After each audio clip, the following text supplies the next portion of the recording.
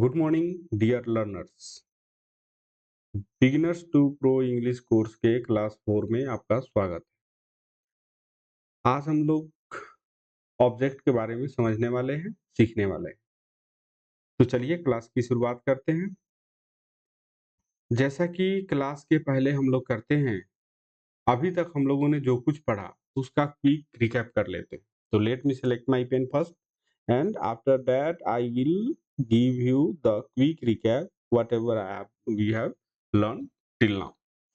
तो अभी हम लोगों ने क्या पढ़ा था उसे सीखते हैं। हम लोगों ने क्या देखा कि सेंटेंस जो होता है ब्रदर, वो होता है ग्रुप ऑफ वर्ड्स, है ना? ग्रुप ऑफ वर्ड्स, यानी कि एक सेंटेंस को बनाने के लिए हम बहुत सारे शब्दों को इकट्ठा करते हैं, मतलब अरेंज करते हैं। तो जो इन शब्दों को हम रखते हैं तो सेंटेंस के किस जगह पे रखते हैं? तो इस तरह से अगर हम देखें तो सेंटेंस के पास 4 ही जगह होते हैं, जहाँ पे हम अलग-अलग तरह के सेंटेंस शब्दों को रख पाते हैं। इन 4 जगहों पर ही हम वर्ड्स को सेंटेंस में रखते हैं और हमें नए-नए तरह के सेंटेंस देखने को मिलते हैं। पहला जो जगह है, प्लेस है, उसको हम सब्जेक्ट के नाम से जानते हैं। दूसरा जो प्लेस है, उसको हम फाइनाइट वर्ब के नाम से जानते हैं।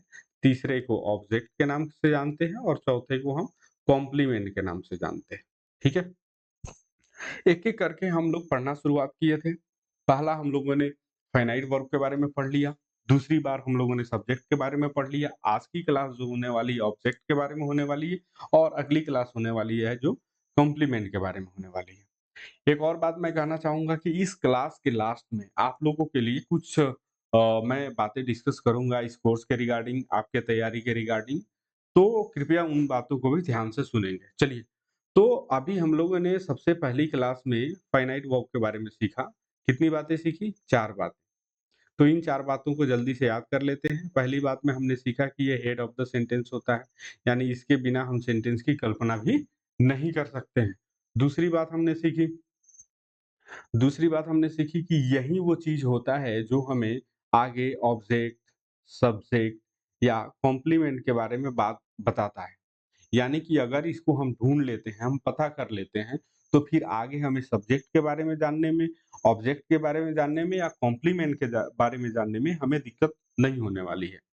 फिर तीसरा हमने क्या सीखा? तीसरा हमने ये सीखा कि अगर किसी पैराग्राफ में नंबर ऑफ फाइनाइट वर्ब हमें पता होता है कि इस पैराग्राफ में कितने फाइनाइट वर्ब हैं, तो हमें ये आसानी से पता चल जाता है कि वहाँ पे कितने सेंटेंसेस हैं। यानी कि एक सेंटेंस में मात्र एक ही फाइनाइट वर्ब होता है। वर्ब तो वैसे एक सेंटेंस में कई आ जाते हैं, लेकिन एक ही वो वर्ब होता है जो फाइनाइट वर्ब कहलाता है। ठीक है? तो इसका भी हम लोग ध्यान रखेंगे। अच्छा, इसका यूज़ सबसे ज़्यादा कहाँ करेंगे? जब हम सेंटेंस को स्ट्रक्चर के आधार पे बाँट के पढ़ेंगे, जैसे simple sentence, compound sentence and complex sentence, तो उस समय हमें ये बातें बहुत काम की लगेगी और वहाँ इससे बहुत मदद मिलने वाली है।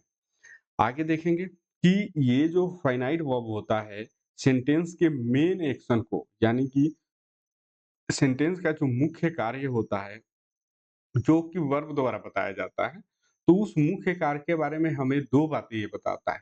पहला बताता है स्टेटस, कि वो जो सेंटेंस के अंदर जिस काम की चर्चा करी जा रही है, वो काम किस स्तर पे मतलब पहुँचा है। यानी कि क्या वो काम खत्म हो चुका है? जैसे मैं एग्ज़ाम्पल दूँ, I have written a letter, तो इसका मतलब क्या है? काम खत्म हो चुका है ना? या ये काम ऑनगोइंग है या फिर ये काम पेंडिंग है। पेंडिंग का मतलब होता है कि ये फ्यूचर में होने वाला काम, या जो ये फाइनाइट वर्ब होता है, वो मेन एक्शन के, यानी सेंटेंस का जो मुख्य काम होता है, मुख्य वर्ब होती है, उसके टाइम के बारे में भी हमें बताता है कि ये जो वर्ब है, ये जो काम है, ये जो एक्शन है, कब कंप्लीट हो रहा है, कब हो रहा है, उसकी उसके बारे में भी हमें ये जानकारी देता है। चूँकि टाइम 3 तरह के होते हैं, पास्ट, प्रेज़ेंट एंड फ्यूचर, ठीक है? तो इसके बारे में भी हमें जानकारी देता है। अब एक बात कर लेते हैं कि अगर ये इतनी चीज़ों के बारे में हमें बताता है, तो वो हमें कैसे बता पाता है? तो हमने क्या देखा कि फाइनाइट वर्ब हमें ये सारी बातें इसलिए बता पाता है क्योंकि उसके फॉर्म में हमने चेंज देखा था। कि वो अपने फॉर्म में चेंज कर लेता है, मतलब वो अपने रूप को बदल लेता है। अच्छा, यही वो चीज़ है जिससे हम फाइनाइट वर्ब को पहचान भी पाते हैं, आइडेंटिफ़ाई भी कर पाते हैं, है ना? तो हमने फाइनाइट वर्ब को आइडेंटिफ़ाई करके भी सीखा, आपको होमवर्क दिया मैंने और होमवर्क चेक करके मैंने डाल दिया, उसके बारे में भी आगे हम बात करेंगे। चलिए, फिर हम देखते हैं सब्जेक्ट के बारे में। सब्जेक्ट के बारे में हमने क्या देखा कि जो भी एक्शन होते हैं, उसको करने वाला जो व्यक्ति होता है, उसे हम सब्जेक्ट कहते हैं। यानी हम एक तरह से कह सकते हैं डूअर, यानी कि ऐसा वर्ब जिसमें फिजिकल एक्शन यानी शारीरिक कार्य हो, जैसे रन, ईट, है ना? बीट, बीट माने मारना होता है, राइट, राइट माने लिखना होता है। तो उसके जो डूअर्स होते हैं, मतलब उसको करने वाला जो व्यक्ति होता है, वो सब्जेक्ट होता है। या सेंटेंस का जो मेन टॉपिक होता है, जिसके बारे में पूरे सेंटेंस में चर्चा की गई होती है। जैसे मैं बोलूँ I am a doctor, I am a doctor. अब एक बात बताओ, क्या एम मतलब होता है होना, तो क्या यहाँ पे मैं एक डॉक्टर हूँ, तो यहाँ कोई काम कर रहा हूँ क्या? यहाँ पे कोई काम सजेस्ट किया जा रहा है? नहीं, ये स्थिति को बताता है। तो ऐसे में जब कोई काम हो ही नहीं रहा है, तो हम उसके कर्ता यानी डूअर को खोज नहीं सकते, है ना? तो केवल इस बात को याद रखना कि सब्जेक्ट इज़ अ डूअर, माने सब्जेक्ट कर्ता होता है, वो कहीं न कहीं ये बात गलत हो जाएगी। तो हमें इन दोनों बातों को सीखना पड़ेगा कि कई बार सब्जेक्ट जो होता है कर्ता होता है यानी डूअर होता है और कई बार सेंटेंस पूरा का पूरा सेंटेंस उसी पर बेस्ड होता है, उसी पे आधारित होता है, ठीक है? तो ये 2 बातें हमने सीखी। फिर हमने सीखा कि सब्जेक्ट जो होता है वो केवल नाउन और प्रोनाउन ही हो सकता है। केवल नाउन और प्रोनाउन ही सब्जेक्ट बन सकते हैं।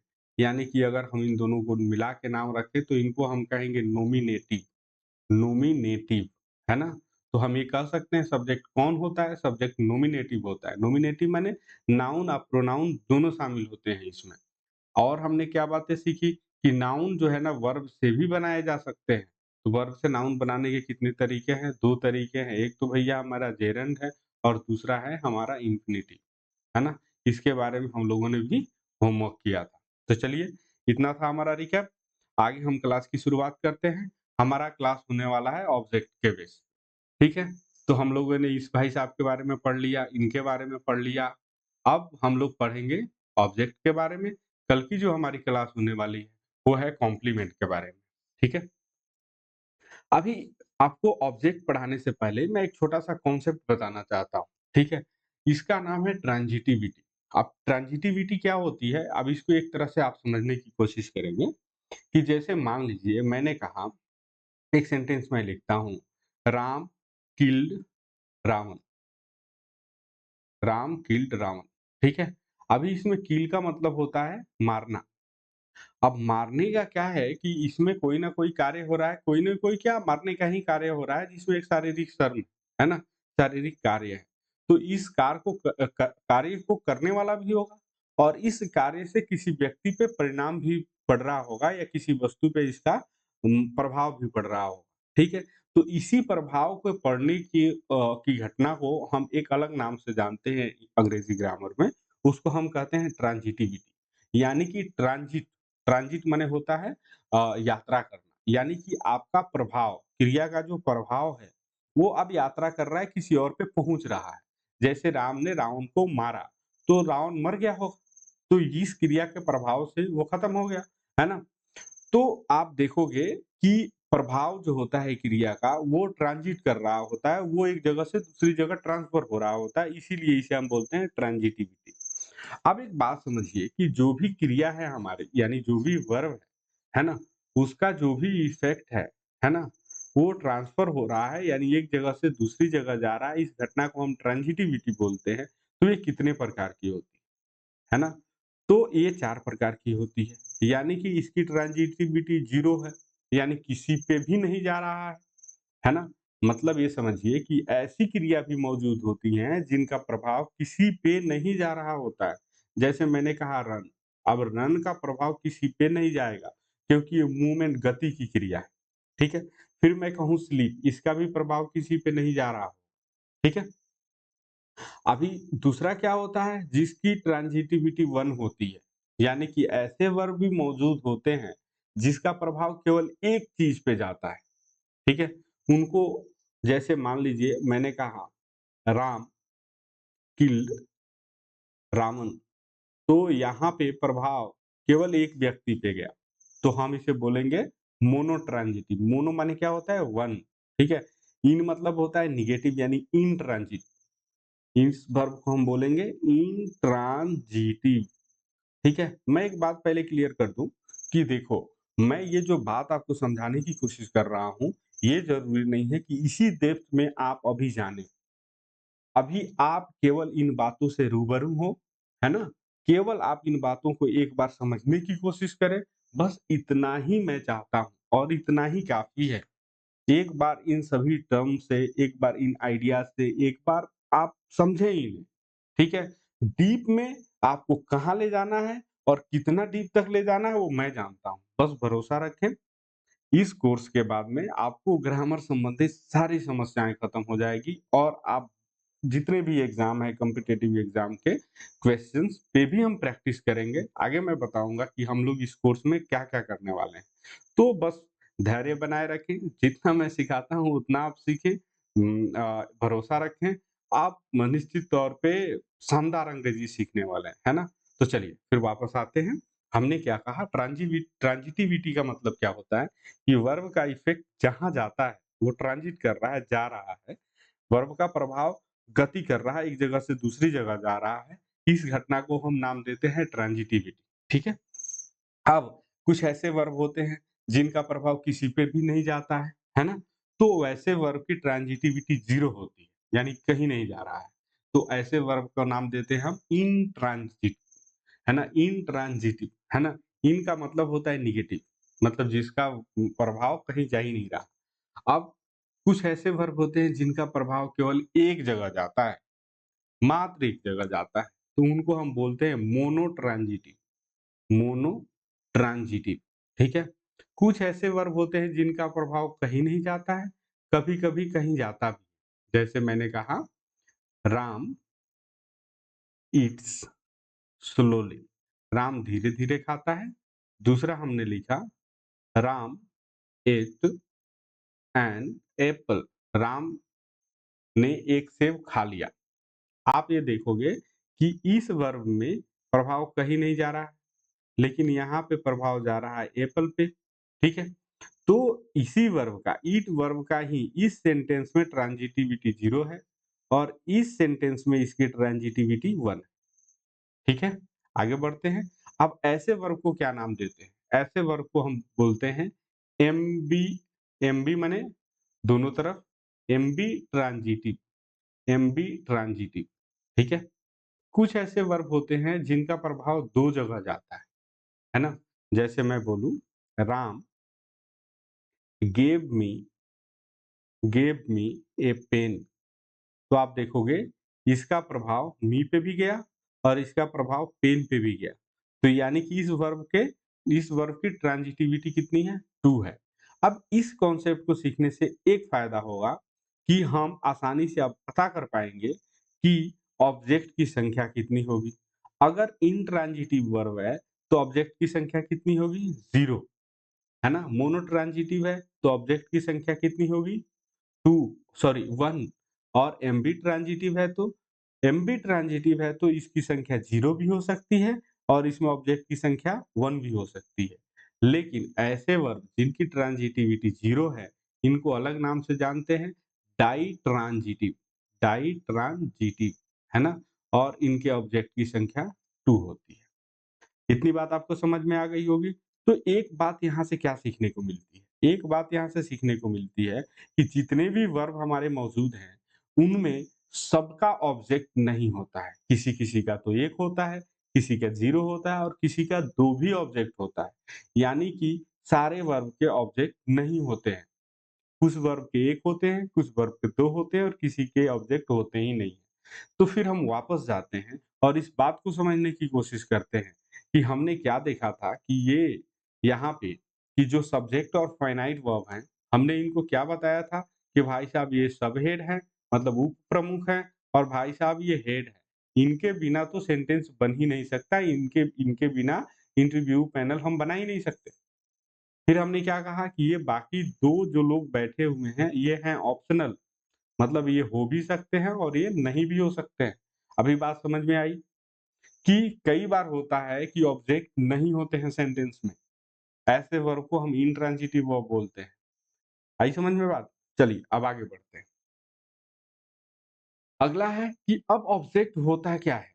हमने क्या देखा कि अभी हमने सीखा ट्रांजिटिविटी के बारे में कि जब वर्ब का प्रभाव किसी और पे जा रहा हो, है ना?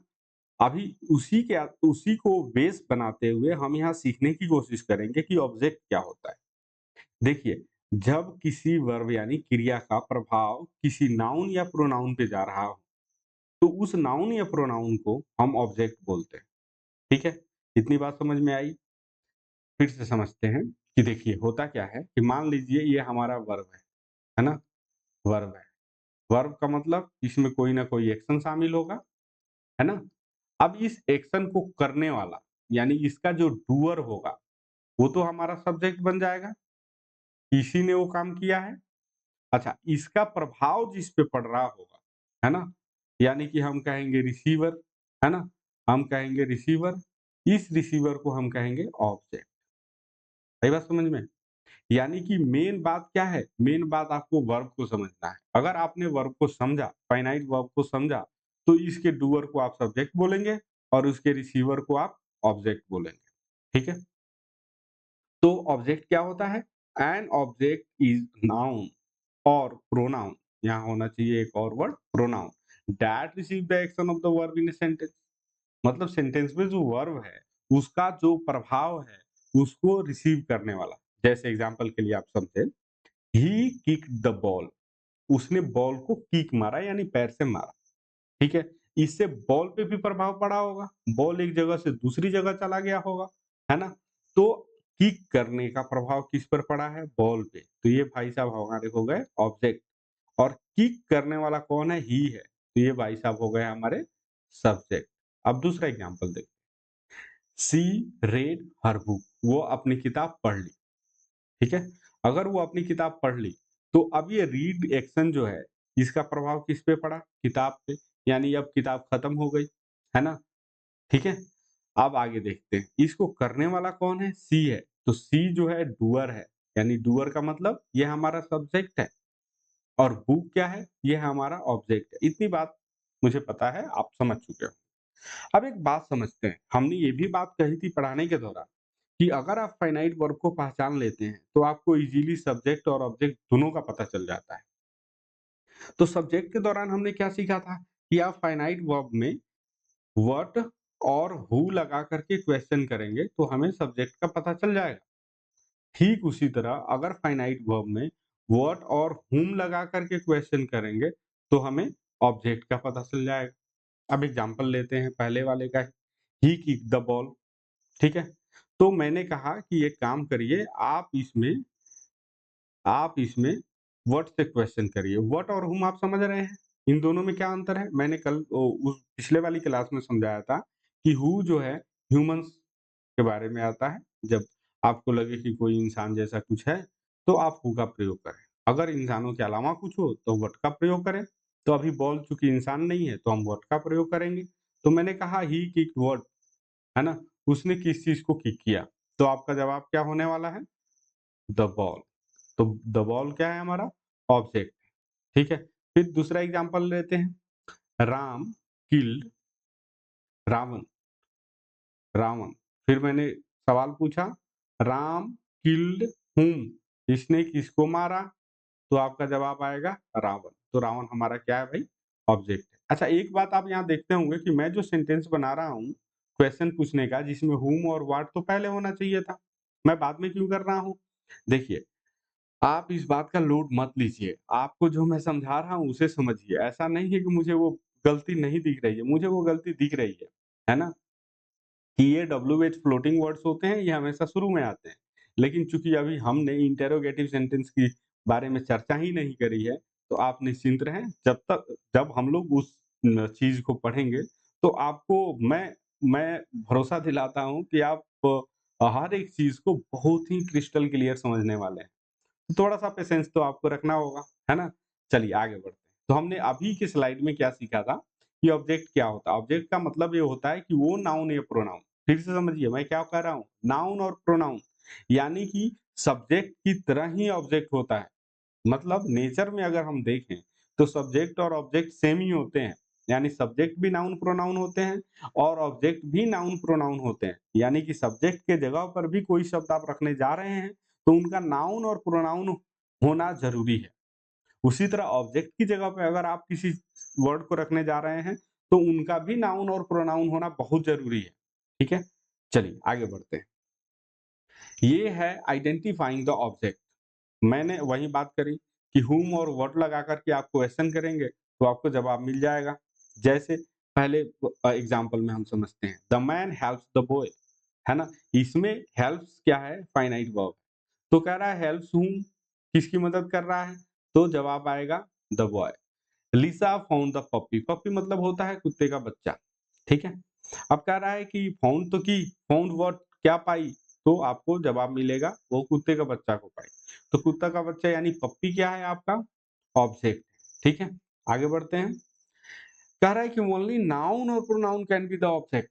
जैसा कि मैंने अभी बताया कि सब्जेक्ट के केस में हमने क्या सीखा था कि केवल नाउन और प्रोनाउन ही सब्जेक्ट हो सकते हैं, ठीक उसी तरह ऑब्जेक्ट भी केवल नाउन और प्रोनाउन हो सकते हैं।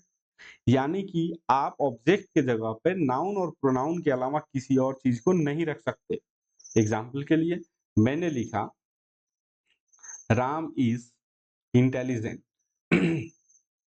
इंटेलिजेंट, तो क्या ये इंटेलिजेंट हमारा ऑब्जेक्ट है? जी नहीं। क्यों? क्योंकि पहले इसका पार्ट्स ऑफ स्पीच आप अगर चेक करोगे तो यह है हमारा एडजेक्टिव, है ना? लोड नहीं लेना है कि ये एडजेक्टिव हमें पहचान में क्यों नहीं आ रहा है। अभी हमारी 4 क्लास हुई, अभी हम सेंटेंस के बारे में बात कर रहे हैं, है ना? धीरे-धीरे आपको वो सारी बातें, वो सारी इंग्लिश की बारीकियाँ सीखने को मिल जाएगी। बस आपको धैर्य रखना है और सीखते जाना है, ठीक है? तो अगर ये एडजेक्टिव है तो आप ही बताइए, क्या ये ऑब्जेक्ट हो सकता है? नहीं हो सकता है, क्यों? क्योंकि ऑब्जेक्ट होने की एक ही शर्त है कि अगर वो नाउन हो या प्रोनाउन तभी वो ऑब्जेक्ट हो सकता है। चलिए आगे बढ़ते हैं। अगला है कि देखिए कई बार जो वर्ब होते हैं उनके तो ऑब्जेक्ट ही नहीं होते। कई बार एक ऑब्जेक्ट होते हैं और कई बार 2-2 ऑब्जेक्ट होते हैं। तो ये जो 2 ऑब्जेक्ट वाली स्पेसिफिक केस है ना, जहाँ हमने पढ़ा कि इनकी ट्रांजिटिविटी ट्रू होती है, इनमें 2 ऑब्जेक्ट जो होते हैं उनमें से एक ऑब्जेक्ट को हम नाम देते हैं इनडायरेक्ट ऑब्जेक्ट। इनडायरेक्ट ऑब्जेक्ट और दूसरे को हम नाम देते हैं डायरेक्ट ऑब्जेक्ट। इसको हम समझते हैं कैसे? एग्जाम्पल के लिए जैसे एक छोटी-सी बात है उसे आप समझिए। जैसे कि मान लीजिए ये है हमारा फाइनाइट वर्ब, ठीक है? हम बात कर रहे हैं क्या? कि इसका जो इफ़ेक्ट है यानी कि इसका जो प्रभाव है ना? जिस पर डायरेक्ट पहुँचेगा वो है हमारा डायरेक्ट ऑब्जेक्ट, ठीक है? और ये डायरेक्ट ऑब्जेक्ट जो व्यक्ति इसे रिसीव करेगा यानी कि इस ऑब्जेक्ट को जो प्राप्त करेगा वो हो जाएगा हमारा इनडायरेक्ट। अच्छा, नाम से भी आपको समझ में आ रहा होगा कि फाइनाइट वर्ब का प्रभाव डायरेक्ट जो रिसीव करता है वही है डायरेक्ट, और फाइनाइट वर्ब का प्रभाव क्या इनडायरेक्ट के पास जा रहा है? नहीं जा रहा है ना? ये नहीं जा रहा है। यहाँ पे डायरेक्ट ऑब्जेक्ट आ रहा है, इसीलिए हम इसे बोलते हैं इनडायरेक्ट। अब एक छोटे से एग्जांपल से इसे समझने की कोशिश करेंगे। जैसे यहाँ पे एक एग्जांपल दिया हुआ है, उसी को थोड़ा-सा मॉडिफाई करके मैं बताता हूँ। He gives me a book, उस वो मुझे एक किताब देता है, ठीक है? अब एक बात है, आप समझने की कोशिश करिए कि गिव्स माने होता है देना, माने किसी चीज़ को आप दीजिएगा। तो देने का मतलब क्या होता है? जैसे मान लीजिए कि यहाँ पे किताब है, अगर ये दे रही है, ठीक है? तो किताब ही उठ के इसके पास आने वाला है। यानी कि प्रभाव किस पे पड़ रहा है? किताब पे पड़ रहा है, ज़ाहिर-सी बात है ना? किताब पे इसका प्रभाव पड़ रहा है, यानी किताब का जगह अब बदल जाएगा, ठीक है? तो यानी कि गिब्स का डायरेक्ट इफ़ेक्ट किस पे पड़ रहा है? किताब। अब किताब को कौन रिसीव कर रहा है, किताब को कौन प्राप्त कर रहा है? मैं। बात समझ में आई? तो अब इस वर्ब का डायरेक्ट प्रभाव किस पे पड़ा? बुक पे। तो ये भाई साहब हो गए हमारे डायरेक्ट ऑब्जेक्ट, और ये बुक को प्राप्त करने वाला जो व्यक्ति है, वो हो गया इनडायरेक्ट ऑब्जेक्ट। अच्छा, इस स्ट्रक्चर से एक बात नोटिस करिए। मैंने शुरुआत में भी ये बात कही थी कि जब भी आप अंग्रेजी पढ़ रहे होंगे, तो आपको वर्ड ऑर्डर ध्यान में रखना है। कि कौन शब्द कहाँ लिखा जाता है, किसका क्या मतलब निकलता है। आप क्या देख रहे हैं कि पहले इनडायरेक्ट लिखा है, बाद में डायरेक्ट लिखा है। क्या इसको हम बदल के भी लिख सकते हैं? एकदम बदल के लिख सकते हैं, लेकिन बीच में आपको अब प्रभाव बताने के लिए, है ना? प्रभाव बताने के लिए अब आपको प्रीपोज़िशन का यूज़ करना पड़ेगा। कैसे? आप समझिए। अगर मान लीजिए मैंने लिखा ही गिव्स ए बुक, यानी कि इस वर्ब का प्रभाव बुक तक आया और ये प्रभाव हो गया खत्म। अब ये प्रभाव आगे नहीं बढ़ने वाला है। अब इस प्रभाव को आगे बढ़ाना होगा तो आपको लिखना पड़ेगा टू और फिर लिखना पड़ेगा मी। अब क्या हुआ? शुरुआत में कौन आ गया? डायरेक्ट, और बाद में कौन आया? इनडायरेक्ट। ठीक है? बात समझ में आई? तो आपको हमेशा ये ऑर्डर ध्यान रखना है कि पहले किसको लिखना है? इनडायरेक्ट को, बाद में किसको लिखना है? डायरेक्ट को। ऐसा नहीं कि डायरेक्ट को पहले लिख देंगे। अगर डायरेक्ट को पहले लिख देंगे तो क्या ऐड करना पड़ेगा? प्रीपोज़िशन। इतनी बात मुझे लगता है आपको समझ में आ गई होगी। अगर ये बात समझ में आ गई होगी तो चलिए कुछ क्वेश्चन कर लेते हैं, है ना? इस टेस्ट में आपको ऑब्जेक्ट पहचानना है। जैसे हमें सबसे पहले क्या पहचानना है? फाइनाइट वर्ब, फिर हम पहचानेंगे ऑब्जेक्ट। देखिए, Linda clean the room for her mother, माने लिंडा ने अपनी माँ के लिए रूम को साफ करा। ठीक है?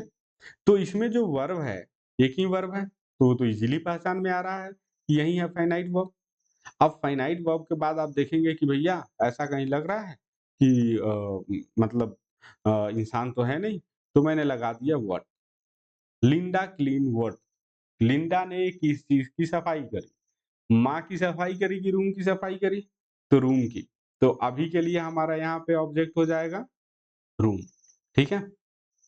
We saw the birds in the tree, माने हम लोगों ने चिड़ियाओं को पेड़ों में देखा।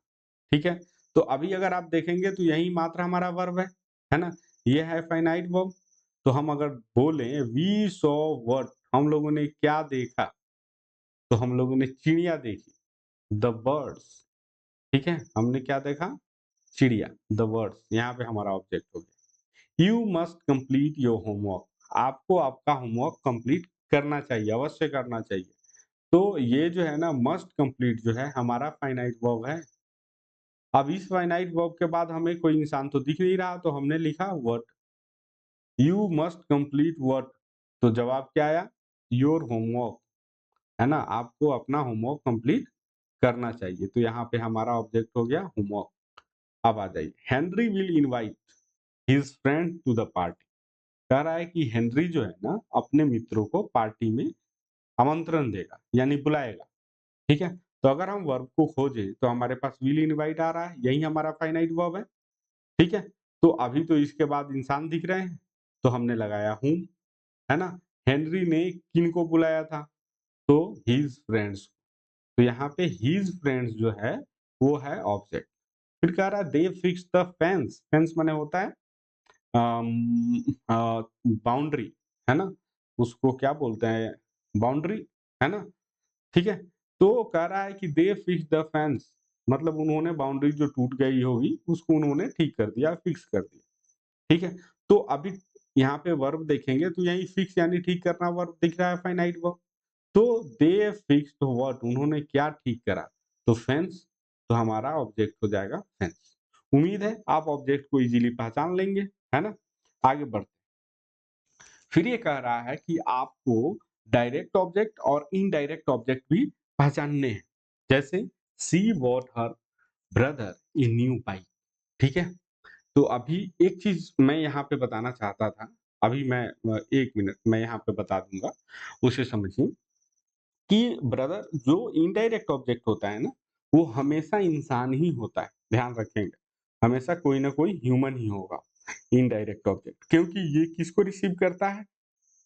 डायरेक्ट ऑब्जेक्ट को। ठीक है? तो ध्यान रखिएगा हमेशा इंसान नहीं होता, लेकिन कोई ना कोई मतलब इंसान या जानवर कुछ तो ऐसा होगा, है ना? मतलब निर्जीव पदार्थ नहीं होते हैं, क्योंकि इन्हें जो है ना ऑब्जेक्ट को रिसीव करना होता है। तो मेनली ये जो है मेनली तो इंसान ही होंगे, 90% केसेस में आपको देखने को इंसान ही मिलेंगे। लेकिन कभी-कभी सेंटेंस का स्ट्रक्चर या कॉन्टेक्स्ट ऐसा बन जाता है कि कई बार जानवरों का भी यूज़ करना पड़ता है ना? तो इस कॉन्टेक्स्ट को थोड़ा समझेंगे। चलिए आगे बढ़ते हैं। ये है कि हमें डायरेक्ट और इनडायरेक्ट ऑब्जेक्ट्स बनाना है, मतलब बताना है कि क्या है, ठीक है? तो सबसे पहले हम देखें फाइनाइट वर्ब, ठीक है? फाइनाइट वर्ब के जस्ट बाद जो आया हमारा, वो होता है इनडायरेक्ट, है ना? उसके बाद जो आया वो होता है हमारा डायरेक्ट। फिर आप देखते हैं यह है हमारा फाइनाइट वर्ब। फाइनाइट वर्ब के जस्ट बाद जो आया वो होता है हमारा इनडायरेक्ट, है ना? उसके बाद जो आया वो होता है हमारा डायरेक्ट, ठीक है? ठीक उसी तरह ये हमारा फाइनाइट वर्ब, उसके जस्ट बाद आता है हमारा कौन-सा? इनडायरेक्ट। फिर उसके बाद कौन-सा आता है? डायरेक्ट, ठीक है? फिर आता है ये है हमारा फाइनाइट वर्ब, फिर ये जो डॉग अभी बताया ना कि कई बार इंसान का भी प्रयोग हो जाता है, लेकिन अगर ये 5 केसेस हैं, तो उसमें से एक ही केस है, बहुत कम चांसेस होते हैं ऐसे सेंटेंस के फ्रेम होने के, ठीक है? फिर भी होते तो हैं ही, तो ये है हमारा फाइनाइट वर्ब, ये है हमारा इनडायरेक्ट और ये भाई साहब हो गए हमारे डायरेक्ट। कैसे पहचान रहे हैं इतना जल्दी-जल्दी? क्योंकि आपको मैंने बताया क्या था कि फाइनाइट वर्ब के बाद इनडायरेक्ट आता है, इनडायरेक्ट के बाद डायरेक्ट आता है। अगर इनका कोर्स हम चेंज कर दें, पहले डायरेक्ट आए उसके बाद इनडायरेक्ट आए, तो बीच में हमें प्रीपोज़िशन देखने को मिलेगा, है ना? हमें बीच में प्रीपोज़िशन देखने को मिलेगा। अभी उसकी भी चर्चा करते हैं इस सेंटेंस को कन्वर्जन में, ठीक है? मॉम बेक, बेक माने होता है पकाना, ठीक है? डैड ए डिलीशियस मॉम मॉम ने डैड को नहीं पकाया है, वो डिलीशियस केक को पकाया है। तो इसका डायरेक्ट प्रभाव किस पे गया? डिलीशियस केक पे, तो ये भाई साहब हमारे डायरेक्ट हो गए। अच्छा, ये डिलीशियस केक किसके लिए था? डैड के लिए था, तो ये भाई साहब हमारे इनडायरेक्ट हो गया। मतलब ये बेक जो है ना, पकाने की क्रिया डैड पे नहीं हुई, ये पकाने की क्रिया केक पे हुई है। डायरेक्ट प्रभाव केक पे जा रहा है और केक किसके लिए है? डैड के लिए है। तो अब ये ऑब्जेक्ट डायरेक्ट ऑब्जेक्ट को रिसीव करने वाले हैं, इसीलिए इनको इनडायरेक्ट बोला जा रहा है। अब एग्जांपल देखिए, मैं इस सेंटेंस को क्या दूसरे तरीके से बना सकता हूँ? चलिए, यहाँ पे मैं लिख दूँ she bought a new bike too too को हटा के हम लिख सकते हैं फॉर हर ब्रदर, ठीक है? अगला I made my friend a sandwich, तो मैं ये लिख सकता हूँ I made a sandwich for my friend, ठीक है? आप कोशिश करिएगा कि ये जो हमारा होमवर्क है, जिसमें आपको इनडायरेक्ट, डायरेक्ट पहचानना है, उसमें 1 से लेकर के 5 या 12 में से कोई सा भी आप 5 चूज़ कर सकते हैं, जिसमें आप ऐसे लिखने की कोशिश करें। एक बार ऐसे उन्हें लिखने की कोशिश करें, है ना? तो चलिए ये रहा हमारा होमवर्क, आप इस होमवर्क को करके हमें भेजिएगा ताकि हमें भी पता लग पाए कि आप ऑब्जेक्ट के बारे में कितना कुछ सीख पाए हैं अभी तक, ठीक है? अब हम बात करते हैं कि देखिए, हम लोगों ने जो ये beginner to pro English grammar course की शुरुआत करी है, जिसमें आप भी बहुत ही शानदार तरीके से सीख रहे हैं। मज़ा आ रहा है, आप जैसे होमवर्क करके भेजते हैं, ऐसा लगता है कि सच में जो मैं कोशिश कर रहा हूँ, उसका तो कुछ तो फ़ायदा हो रहा है। अच्छा, ये कोशिश इतना ज़रूरी क्यों है? इसके बारे में मैं एक छोटी-सी बात आपको बताने की कोशिश करूँगा कि देखिए, अभी आप एग्ज़ाम में कॉम्पिटिटिव जिससे करने जाएँगे ना, वो आपके क्षेत्र के बच्चे नहीं हैं। नहीं होने वाले। वो ऑल इंडिया से बच्चे आएँगे उस एग्ज़ाम में बैठने के लिए, ठीक है? आपको भी भली-भाँति पता है कि आप इतने ढंग से अंग्रेजी को कभी पढ़े नहीं हैं। आपके लिए अंग्रेजी हमेशा समस्या रही। अंग्रेजी आपके लिए हमेशा समस्या रही। अंग्रेजी की वजह से आप देखोगे कि आपके अवसर भी सीमित हो चुके हैं, ठीक है? तो एक चीज़ समझिए आप कि उनके लेवल पे जाके हमें लड़ना है। मतलब वो कहाँ से पढ़ के आए हैं, किसी अच्छे स्कूल से पढ़ के आए होंगे, उनका बैकग्राउंड क्या है, आपका बैकग्राउंड क्या है? अगर हम देखें, तो हमारी शिक्षा व्यवस्था ऐसी है, हमारे यहाँ इस ढंग से पढ़ाया ही जाता है कि मतलब ऐसा म मुझे कहीं न कहीं ऐसा लगता है कि हमारे यहाँ जो पढ़ाया जाता है, वो बच्चों को फेल करने के लिए ही पढ़ाया जाता है। बच्चों को आगे बढ़ाने के लिए नहीं पढ़ाया जाता। मुझे कई बार ये बात लगती है, हमारे यहाँ से जो बच्चे निकलते हैं, उन्हें बहुत मेहनत करना पड़ता है, तब जाके उन्हें कुछ हाथ लगता है। तो इस बात को आप जितना जल्दी समझ जाएँगे, उतना जल्दी आपका विकास होना शुरू हो जाएगा। अगर हमने अपने 1 से लेकर के 12 तक की क्लास में ढंग की शिक्षा नहीं पाई है, तो ये बात तय है कि अब आपको ढंग का मेहनत करना होगा। मतलब कि वो लोग जितना मेहनत करते होंगे, उससे ज़्यादा मेहनत आपको करनी होगी। और मुझे लगता है कि कहीं भी किसी भी प्लेटफ़ॉर्म पे आप जाके अंग्रेजी अगर सीखेंगे, तो वहाँ पे इस तरह के गाइडेंस नहीं मिलते हैं। क्योंकि वो लोग आपकी स्थिति को नहीं जानते। मैं जानता हूँ, मैं आपके ही बीच से हूँ, है ना? तो मैं कोई शिक्षक नहीं हूँ आपके लिए, मैं आपका भाई हूँ, ठीक है? तो एक बात और याद रखिएगा, जो सवाल करेगा वही सीखेगा। यानी कि आपको कहीं भी किसी भी पॉइंट पे थोड़ा भी डाउट दिख रहा है, आप फटाक से ग्रुप में मैसेज करें। मैं हमेशा तैयार हूँ आपके हर एक डाउट को क्लियर करने के लिए। क्योंकि ये जो हम लोगों ने चीज़ की शुरुआत करी है, ये आसान है नहीं। क्योंकि हमें उन लोगों के लेवल तक जाना है, तो मेहनत तो बहुत भयानक करनी होगी। मैं तैयार हूँ और मुझे पता है कि आप भी तैयार हो। तो ये हमारी जो मेहनत है ना, हम लोग जो साथ कर रहे हैं, ये इसका रिज़ल्ट जो है ना लोगों को चौंका देगा। और आप ज़रा भी चिंता ना करिए कि ये चैनल, ये जो हमारा प्लेटफ़ॉर्म है वो आगे बढ़ेगा, नहीं बढ़ेगा, वो आपकी चिंता करने की विषय नहीं है। आपका विषय है केवल पढ़ाई करना। और एक भाई के रूप में आपके साथ हूँ।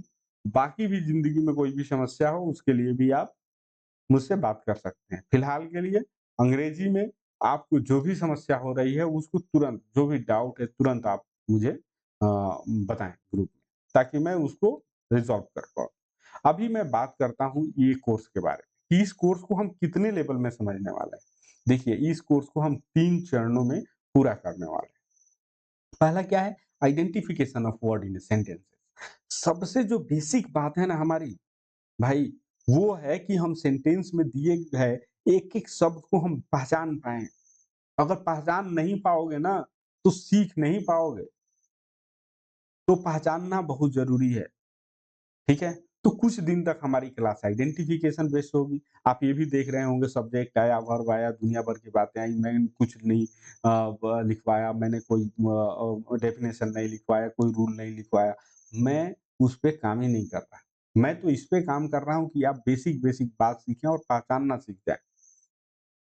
जब हम पहचानना सीख जाएँगे, हम 2 ही चैप्टर पढ़ाएँगे पहचानने के लिए। पहला है सेंटेंस, अभी सेंटेंस खत्म नहीं हुआ है ना? उसके बाद आएगा पार्ट्स ऑफ स्पीच।